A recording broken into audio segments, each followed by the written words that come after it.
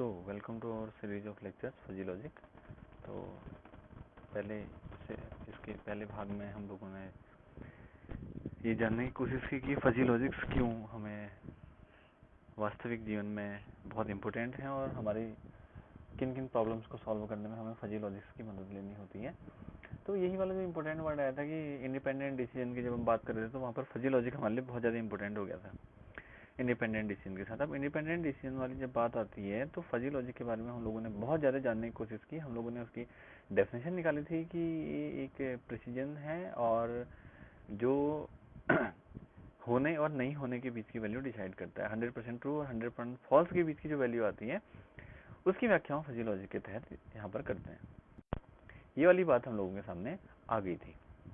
अब इंटरेस्टिंग बात यह है, अब हम लोगों ने थ्योरेटिकली जान लिया था तो हम क्या करते हैं कि उस लॉजिक को अब हम थोड़ा सा मैथमेटिकल टर्म, हम लोगों ने लास्ट में ये बात की थी कि जो नेचुरल लैंग्वेज है उसको हम लॉजिक में कन्वर्ट करने जा रहे हैं। तो हम लोगों ने नेचुरल लैंग्वेज क्या होती है उसका एक थोड़ा सा ओवरव्यू लास्ट लेक्चर में जाना था और आज हम उस लेक्चर को आगे बढ़ाएंगे। और बढ़ाने से पहले सबसे पहले हम ये देखते हैं कि आखिर ये वर्ड कहाँ से आए, कहानी किसने शुरू की, कौन इसके हम फादर तो क्या ही खेल रहे हैं, मतलब फिर भी सबसे पहले जिसने इसको इंट्रोड्यूस किया कौन थे वगैरह देखते हैं। तो लेक्चर स्टार्ट करते हैं। तो जो लॉटफी जार्डे इनका नाम था, बर्कले यूनिवर्सिटी से थे। तो जार्डे ने जो काम किया, इन लोगों ने ये कहा था कि जब इन्होंने अपना पेपर पब्लिश किया था फजी सेट के ऊपर तो इन्होंने एक बहुत इंपॉर्टेंट कंसेप्ट, इंपॉर्टेंट एस्पेक्ट ये बताया था कि जो इंसान है वो रियल लाइफ में अगर हम मैथमेटिकली बात करें तो एक कॉम्पैक्ट डिसीजन नहीं लेते हैं। उनका डिसीजन हमेशा somehow there and somehow there, somewhat this इसके बीच में होता है। वो होता क्यों है? क्योंकि जो इंफॉर्मेशन होती है, इनपुट जो होता है, जो हम किसी डिसीजन को लेने के लिए देते हैं, इनपुट देंगे किसको? अपने दिमाग को देंगे, क्योंकि दिमाग हमारा डिसीजन ले रहा है। तो वो जो एडेप्टिव कंट्रोल पर डिपेंड होता है, ठीक है, वो एडेप्टिव कंट्रोल जो होते हैं हमारे दिमाग को डिसीजन लेने में जो होते हैं कि प्रिसाइज डिसीजन नहीं लेने देते। क्योंकि देखो क्या है, अभी फॉर एग्जाम्पल जैसे मान लीजिए आपको पता है कि कोई एक आदमी है, जब भी आपने से हेल्प के लिए कहा तो उसने हमेशा मना कर दिया या उसने कोई ना कोई बहाना बना दिया। तो जैसे सपोज करो आपको कहीं जर्नी है, वो जाते समय अचानक से भी आपके अगर गाड़ी आपके सामने रोकते हैं, चल रहे हो क्या, तो हमारा दिमाग थोड़ा सा कंफ्यूजन में रहेगा ना कि इसके साथ जाए नहीं जाए, आज तक तो इसने हमेशा धोखा दिया है। फिर कई बार हमको लगता है अच्छा ये तो वहीं का रहने वाला है, जाएगा ही जाएगा, इसके साथ बैठ जाता हूँ। तो ये क्या होता है, ये वाला जो डिसीजन है ये हमारे किसी मैथमेटिकल इक्वेशन या मैथमेटिकल सेट या मैथमेटिकल फाउंडेशन की थ्योरी से नहीं निकलेगा। ये डिसीजन निकलेगा हमारी इंटेलिजेंसी का, ठीक है ना। तो बस यही चीज़ है जो हम निकालने जा रहे हैं। तो मशीन को भी हम इतना ही पावरफुल बना रहे हैं, तो यहाँ पर हमें फजी लॉजिक की जरूरत पड़ती है, ठीक है। तो थोड़ा सा हम एक नज़र इसमें डाल लेते हैं कि फजी लॉजिक की जो कैसे कैसे डेवलप हुआ, कब कब डेवलप हुआ। तो सबसे पहले history, state of art and future जो है 65 में जो है ये जार्डे का पेपर आया था इनका, तो फजी सेट थ्योरी के ऊपर। और 70 में यूरोप के अंदर इस पर काम होना शुरू हुआ। 75 में जापान ने इसको ले लिया। 70 फिर यूरोप ने और इम्प्रूव किया, यूरोप जापान। फिर 1995 में यूएस ने ले लिया। और 2000 में तो लगभग ऐसा होगा कि जो स्टैंडर्ड टेक्नोलॉजी की एप्लीकेशन थी इलेक्ट्रिकल इंजीनियरिंग में, सिग्नल प्रोसेसिंग थी, ठीक है, सेंसर प्रोसेसिंग भी, सिग्नल प्रोसेसिंग, तो उन लोगों ने कहा कि भैया बहुत इंपॉर्टेंट है और हम यहाँ पर फजी लॉजिक अप्लाई करेंगे। और उसके बाद तो लोगों ने बिजनेस और फिनेंस में लगाना शुरू कर दिया। जो 21st सेंचुरी आई तो यहाँ पर लॉजिक लगना शुरू हुआ उसमें। बस भाई सिंपल सी बात है, आपको डिसीजन निकालने हैं, आपको प्रिसाइज डिसीजन निकालना है, काम करेगा या नहीं करेगा कंप्यूटेशन करके, ठीक है ना। तो बस हो गया। तो यहाँ पर फजी लॉजिक हमारे लिए बहुत हेल्पफुल हो पड़ा। तो अब क्या है कि यहाँ पर हम लोगों ने जो वर्ड लिखा है, हम कहते हैं कि today fuzzy logic has already become the standard techniques for multi variable control, multi variable control के लिए, ठीक है। क्यों मल्टी वेरिएबल कंट्रोल? हम लोगों ने लास्ट लेक्चर में अगर हम रिमाइंड करें तो हम लोगों ने वेरिएबल निकालने सीखे थे, याद है ये। तो जब हम कोई काम करते हैं, ये स्टेटमेंट ले रहे हैं, डिसीजन ले रहे हैं, तो ये decision is not only depend on the single variable. एक वेरिएबल ये था, एक वेरिएबल था, उससे कंक्लूजन निकला ये वेरिएबल। तो मल्टी वेरिएबल कंट्रोल डिसीजन जब भी हम लेने की कोशिश करते हैं तो वहां पर हमें फजी लॉजिक की याद आएगी, ठीक है। तो जाहिर सी बात है, तो इसमें ज़्यादा वक्त जाया ना करते हुए हम बस ये देख लेते हैं, उसके बाद हम नेक्स्ट ये देखते हैं कि अब फजी लॉजिक, ठीक है। कई बार हम इस स्टेटमेंट को बोलेंगे what is the fuzzy logic, जब तक ये हमको रिमाइंड नहीं हो जाएगा। अभी क्या कि लॉजिक सिंपली दो तरह के होते हैं, number 1 crispy logic, number 2 the fuzzy logic, ठीक है ना। तो अगर इसको बहुत एक, अगर आपको मैं रियल लाइफ का एग्जांपल दूं तो जैसे होता क्या है ना, एक बिस्किट का पैकेट है, if you open the packet तो you find the biscuit crispy. आप अपने दांत से जैसे उसको तोड़ते हो तो आपको उसी sound of the crack you feel, you heard ना, तो आपको पता लगता है कि बिस्किट टूट चुका है और आप आधा बिस्किट अपने हाथ में बाहर ले लेते हो। लेकिन अगर बिस्किट का पैकेट ओपन हुए कुछ टाइम हो गया है तो now this is not the crispy, तो आप उसको तोड़ने के बाद आपको पता नहीं लगता कि आप दांत से वो कट गया या नहीं कटा है, ठीक है। तो बस यहाँ पर देखिए रियल लाइफ में जो क्रिस्प वर्ड है कितना अच्छा वर्ड है क्रिस्प, ठीक है ना, ओके। लेकिन बिस्किट तब भी आपका कटा हुआ है, ठीक है, नॉन क्रिस्पी होने पर भी। बट वहाँ पर आप ये फाइंड आउट नहीं कर पा रहे कि एक्चुअली कट गया या नहीं कटा, तो आप अपना हाथ अंदाजे से अपने मुंह से दूर करेंगे, ठीक। यानी सीधे शब्दों में हम कहें इस एग्जाम्पल का मतलब क्या है, when the reasoning is not clear, ठीक है। जहां पर रीजनिंग क्या है, अप्रोक्सीमेट है, when the reasoning which is not clear, approximate in nature, तो वहां पर हम लोग एग्जैक्ट और फिक्स टाइप के शब्दों की बात नहीं कर पाते, तो वहाँ काम आता है फजी लॉजिक। क्रिस्पी सेट का तो हमने कई बार एग्जांपल दिए, हम लोग कहते हैं क्रिस्पी सेट में हम साफ सी बात करते हैं, either the value is true या राइट और वैल्यू इज रॉन्ग और फॉल्स, ठीक है। तो वैल्यू ट्रू है या फॉल्स है इसके बीच में हम लोग की झूलती रहती है, तो ये वाली बात आती है यहाँ पर, ठीक, ओके। अभी आगे देखते हैं, ठीक है। हाँ, इसमें इंटरेस्ट क्यों क्रिएट होगा,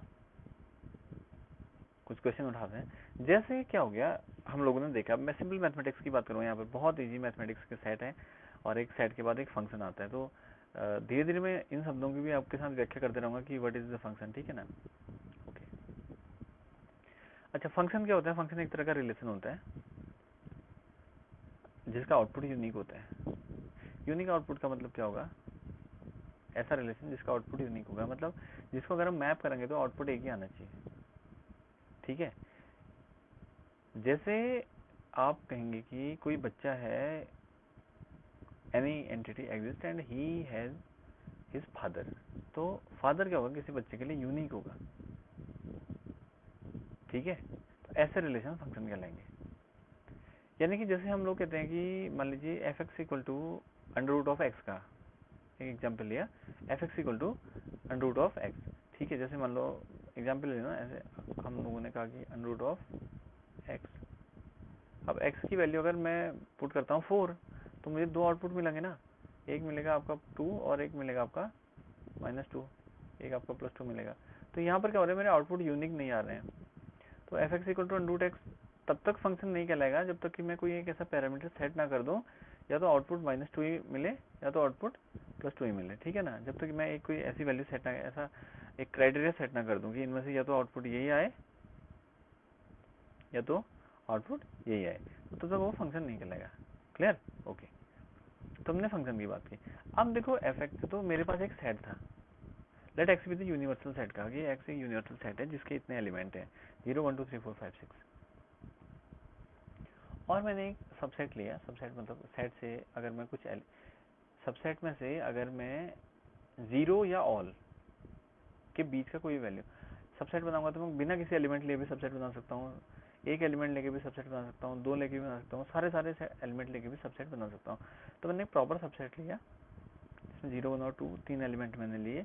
अब मैंने कहा कि अब मुझे क्या करना है कि जो एलिमेंट है इनको मुझे मैप करना है बाइनरी सेट के साथ। किसके साथ मैप करना है, बाइनरी सेट के साथ मैप करना है, ठीक है, ओके। अभी यहाँ पर हम लोगों ने देखा कि बाइनरी सेट के साथ मैच करना है का मतलब क्या हुआ कि अगर इसके एलिमेंट, किसके, एक्स के एलिमेंट इस सबसेट में होंगे तो बाइनरी वैल्यू मतलब आउटपुट मेरा आएगा उस केस में 1, और अगर एलिमेंट इस सेट के एलिमेंट इसमें नहीं होंगे तो उस केस में मेरा आउटपुट आएगा 0। तो ये काम हम लोगों ने करना है। तो वेरी क्लियर, इस काम को यहाँ पर करके देखते हैं। तो यहाँ पर मैं आपको एक एक करके इसको बताता हूँ कैसे। 0 था ना, 0 बिलोंग्स टू 0, तो ये आ गया 1 आया। 1 बिलोंग ऑल्सो हेयर, तो ये भी आ गया। ऐसे ही 2 था, 2 के बारे में कह रहा है 2 ऑल्सो हेयर, ये आ गया। 3 है, 3 नहीं है, 4 नहीं है, 5 नहीं है, 6 नहीं है, तो 3 4 5 6 जो यहाँ पर इंडिकेट करेगा, it will indicate what, 0 0 0 and 0। Clear? तो ये इंडिकेट करेगा इसको, ठीक है ना। तो आंसर आइदर इन यस और नो में होगा। तो अब यहाँ पर क्या हुआ, यहाँ पर देखो पहला दूसरा तीनों के लिए आंसर 1 था, तो 1 था, और उसके नीचे वालों के लिए आंसर 0 था, तो यहाँ पर आ गए। तो ये हो गया इसका simply mathematical representation crispy logic का, आइदर यस और नो में गया। अब बात करते हैं फजी वाला सेट, इससे कैसे डिफर होता है, आते हैं। अच्छा हाँ, अब क्रिस्पी लॉजिक में जो होते हैं ना, तो मैंने आपसे पहले भी कहा था कि बुलियन की, जब बुलियन अलजेब्रा की बात करेंगे तो वहाँ हम लोगों के पास जो प्रॉपर्टी आती है, तो लॉजिकल ऑपरेशन होते हैं उसमें, एंड और नॉट, ठीक है। उसके बाद हमारे ऑपरेशन होते हैं एंड, नॉर, ये कुछ ऑपरेशन हमारे पास बहुत सारे हैं। And I will discuss in any other lecture if you find some difficulty. ये ऑपरेशन होते हैं, इनके बारे में जानने के लिए आप मेरी सीरीज देखते रहिए, कभी आपको इससे रिलेटेड वीडियो मिल जाएगा। तो अब यहाँ पर दो चीजें मैंने डिफाइन कर रखी हैं, 0 means no and 1 means yes, ठीक है। बुलियन अलजेब्रा देखो बहुत सारे आपको रिप्लाई करता है। 0 का मतलब नो होता है, 0 का मतलब अब्सेंट ऑफ द एंटिटी होता है, 0 का मतलब होता है condition is not in my favour होता है, ठीक है। 0 का मतलब अनफेवरेबल कंडीशन, ये बहुत सारी चीजें आपको 0 इंडिकेट करता है। 1 का मतलब इस सबका उल्टा, ये वाली चीजें। तो वेरी शार्प ऑर्डर में ये वाला सारा काम चल रहा है हमारा। तो ये तो यहाँ मैंने काम किया। अब इसके बाद में सीधे आगे बढ़ता हूँ और देखता हूँ कि फजी लॉजिक क्या करता है। फजी लॉजिक के अंदर पार्शियल ट्रूथ आता है, तो यस और नो जैसा तो कोई चीज़ का जिक्र ही नहीं होगा वहाँ, ठीक है ना। पार्शियल ट्रूथ है ना, यस और नो का तो जिक्र ही नहीं हो सकता है ना, ठीक है। ओके, मतलब ये वाले स्टेटमेंट आएंगे भाई यहाँ, जैसे आपने किसी का भाई शाम को मार्केट चलना है, तो ओके मैं सोचूंगा, तो that is the partial truth. कुछ भी हो सकता है, नहीं भी आ सकता, आ भी सकता है। उसका सोचूंगा कहना इतना रिस्की है कि उसके 100% होने के चांसेस भी हैं और 0% होने के चांसेस भी हैं। वो आदमी के नेचर और बिहेवियर पर डिपेंड करेगा, ठीक है ना। अभी उसका हाँ कहना अगर 70% हो सकता है, उसका हाँ कहना 30% भी हो सकता है, तो ये हो गए मेरे पार्शियल वैल्यूज कि 70% चांस है कि वो मेरे साथ मार्केट आएगा, और या 30% चांस ही है कि वो मेरे साथ मार्केट आएगा। तो इसके बीच की रेंज में यहाँ पर झूलता रहता है, ठीक है ना। तो फजी लॉजिक को हम बहुत सारे फील्ड में अप्लाई करते हैं, जैसे आर्टिफिशियल इंटेलिजेंस की थ्योरी में कंट्रोल करने के काम आता है, और ह्यूमन रीजनिंग जो होती है, मैंने अभी आपको बताया था कि ठीक है कहाँ उसमें यूज़ कर रहे हैं, ये हम लोगों ने डिस्कस किया नॉर्मली। अब इसको आगे जाके हम देख लेते हैं ये है क्या। हाँ, fuzzy logic resembles with human decision making ability because fuzzy logic has the ability to work from approximate data. ये फजी लॉजिक की सबसे बड़ी खासियत है, ये अप्रोक्सीमेट डेटा के साथ काम करता है और इसके लिए क्या निकालता है, प्रिसाइज सॉल्यूशन निकालता है, ठीक है ना।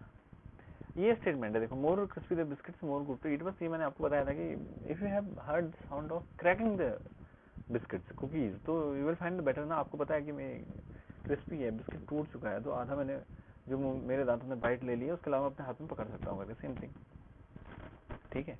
ओके, अब यहाँ कहाँ कहाँ यूज होते हैं। पहला तो हम सिंपली इंडस्ट्री में देखते हैं ना, कॉम्प्लेक्स इंडस्ट्रियल प्रोसेस के अंदर हम फजी लॉजिक को लगाते हैं। और एंटरटेनमेंट इलेक्ट्रॉनिक्स का जो हाउस होल्ड एरा है, इसके अंदर हम लोगों ने फजी लॉजिक का बहुत ज़्यादा काम किया। फजी लॉजिक लगाने के बाद हम लोग अपने इंस्ट्रूमेंट इक्विपमेंट ऐसे बना दिए, ठीक है। उसके बाद इम्पोर्टेंट एक कंप्यूटर साइंस का जो एरा है, जब से मैं डिजिटल इमेज प्रोसेसिंग की बात कर रहा हूँ, तो वहाँ फजी लॉजिक बहुत इंपॉर्टेंट है। तो यहाँ पर अगर मैं डिजिटल इमेज प्रोसेसिंग में बात कर रहा हूँ, इमेजेस की, कौन सी इमेज है मेरी, सैटेलाइट इमेजेस। दो तरह के सैटेलाइट इमेजेस यहाँ पर मैं ले रहा हूँ, ऑप्टिकल और फार। तो इनका जब मैं एनालिसिस करूँगा तो वहाँ पर मेरा फजी लॉजिक बहुत ज़्यादा काम आएगा।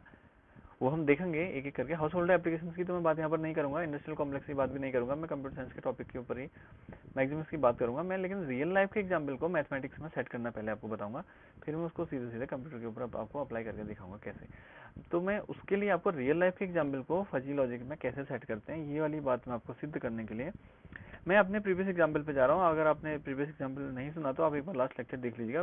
बहरहाल मैं एग्जाम्पल यहाँ पर रिपीट कर रहा हूँ। तो मैंने कहा था कि if it is Sunny and warm today I will drive fast, ये एग्जाम्पल हम लोगों ने लिया था, ठीक है ना, ये स्टेटमेंट हम लोगों ने लिया था।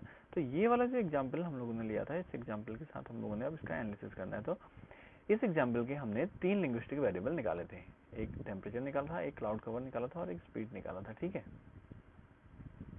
अब डेफिनेशन ऑफ फजी, फजी की डेफिनेशन साफ कहती है, देखिए, क्योंकि हम फजी पढ़ते पढ़ते आ रहे हैं तो हम हमारे जो फजी वर्ड सुनते ये क्लियर हो जाएगा कि यहाँ पर हम यस और नो के अलावा चीजों की बात करेंगे।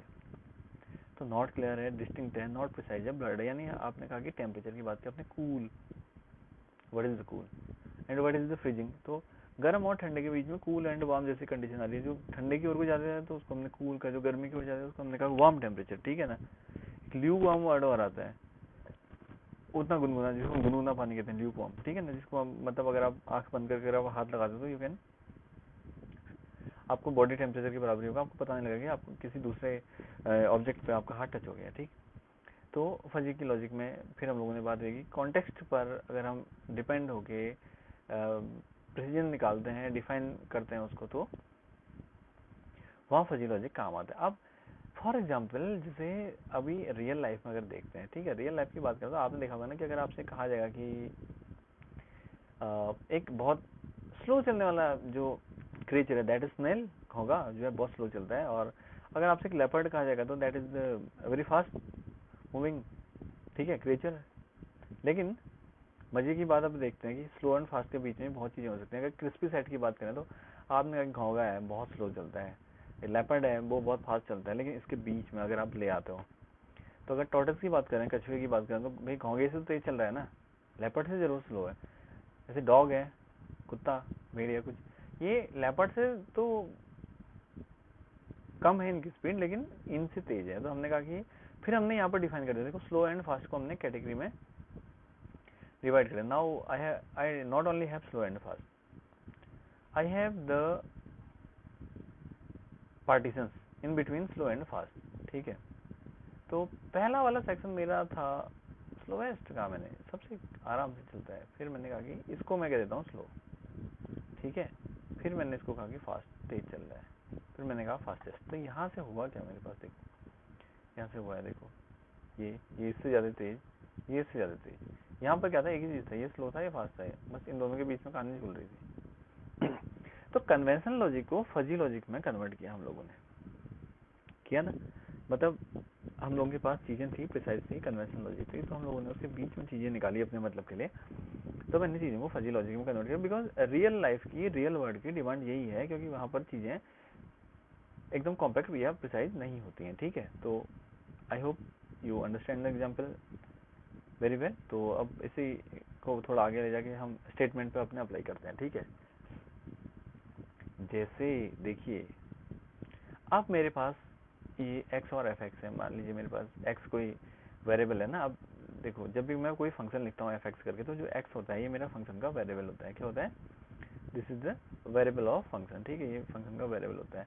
तो fx ये फंक्शन होता है, तो ये वेरिएबल इंडिपेंडेंट वेरिएबल होता है, और fx जो होता है ये डिपेंडेंट होता है, इस x पर इसकी वैल्यू डिपेंड करती है। तो अभी हम लोगों के लिए मान लीजिए ये टेबल के अकॉर्डिंग डिसीजन लिखे हुए हैं। अगर यहाँ पर मैं 0 लिखता हूँ तो उसका आउटपुट होता है 1। इसको देख के हम इसको रीड करके, 0 अगर इनपुट के रूप में आ रहा है तो आउटपुट 1 आ रहा है, और इनपुट के रूप में अगर 4 या 5 आ रहे हैं तो आउटपुट आ रहा है 0।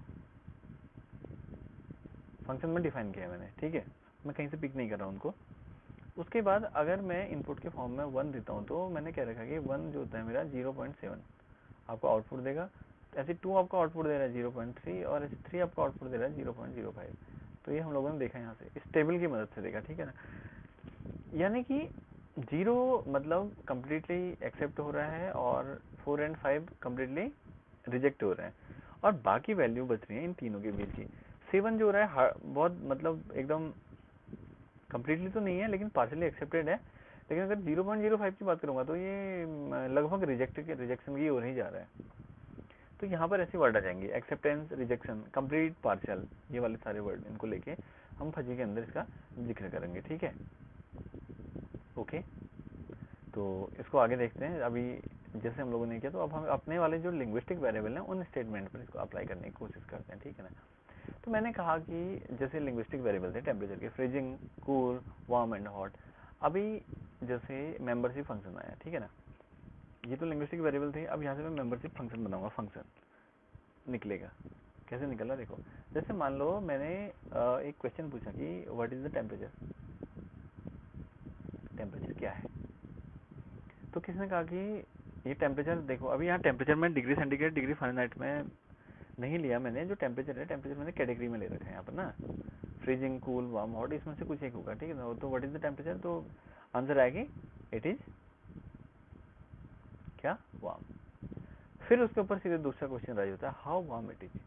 अब ये कितना वार्म है, ये क्वेश्चन का आंसर हमको निकालना है। हमने कहा कि व्हाट इज द टेम्परेचर, आपने कहा इट इज वार्म, फिर क्वेश्चन है हाउ वार्म इट इज, तो वो कैसे निकलेगा, ठीक है, कैसे निकलेगा।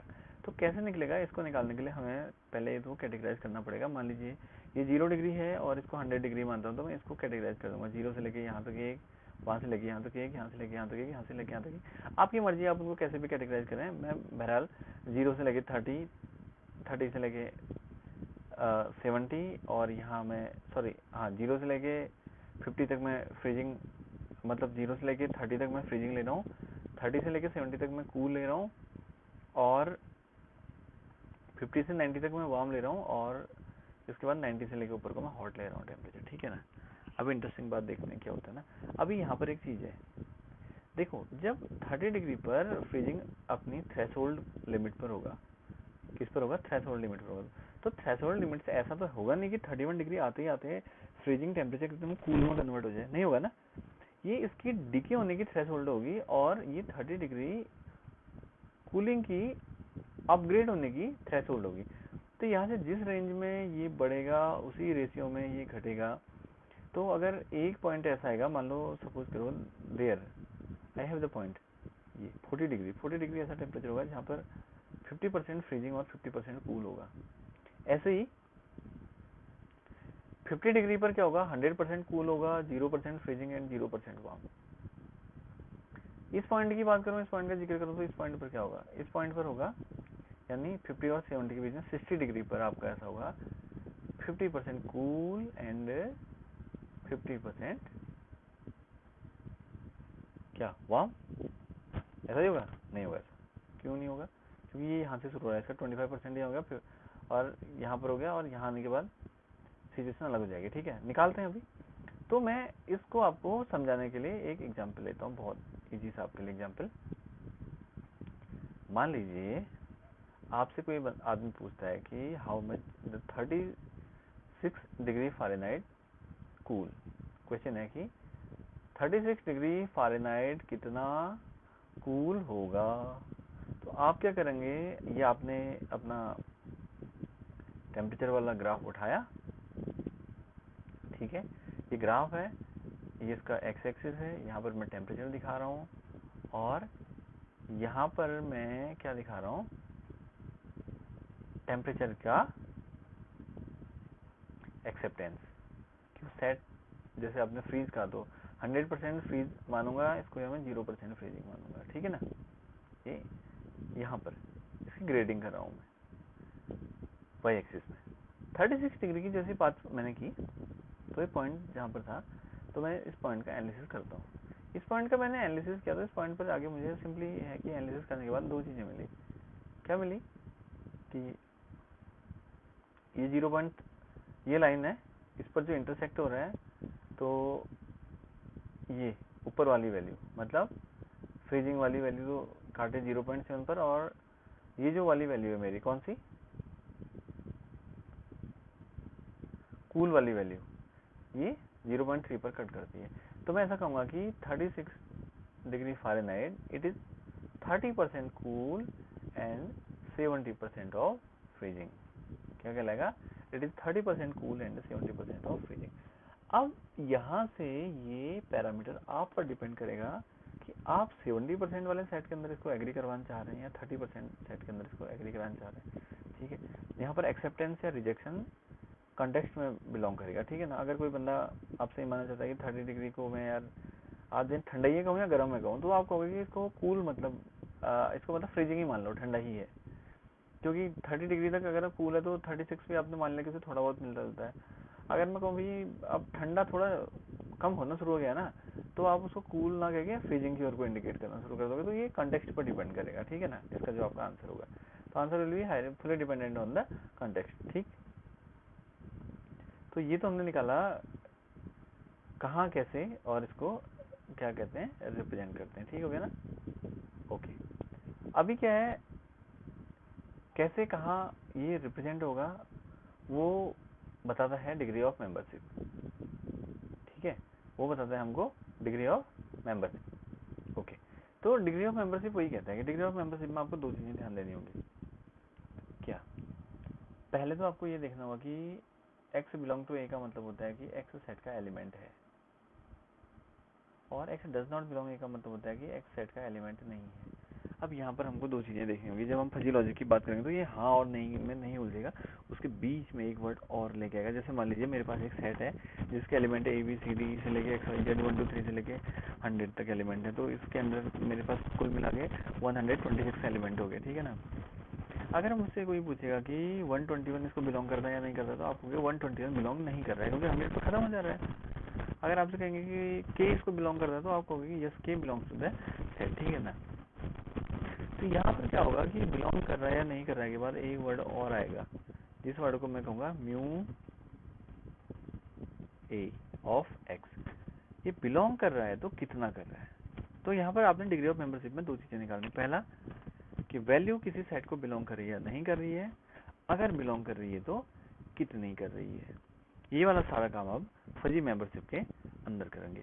कैसे करेंगे, मैथमेटिकली फजी सेट को लिखा कैसे जाता है, कैसे फंक्शन इंडिकेट करते हैं और कैसे उसको अप्लाई करते हैं, ये हम दिखेंगे अपकमिंग वीडियो में। फिलहाल आपकी इससे रिलेटेड कोई क्वेरी है तो you can comment the queries in comment section and I will take your queries for my upcoming videos. Thanks for watching. Please like, subscribe and share the channel.